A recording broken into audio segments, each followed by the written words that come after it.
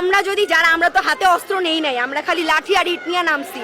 আপনারা tear shell, rubber bullet, original bullet, বোমা, যে যা পারছেন রাইফেল নিয়ে নামছেন।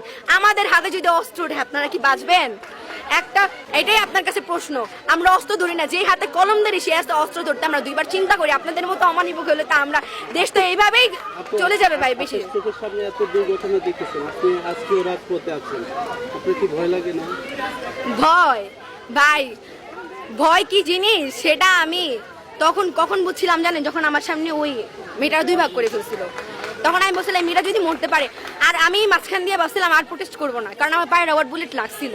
লাগার পরে আমি আমার ফ্যামিলি একদমই না আমাকে আটকায় রাখছিল।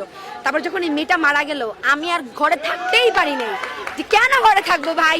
আজকে যদি আমার বোনটাও তো রাস্তায় খেলে, আমার ছোট বোন 2 বছরের বোন রাস্তায় খেলে, আমার অনেক আদরের বোন, ও যদি আজকে উপরে থেকে একটা হেলিকপ্টারতে গুলি খায়, আমি কি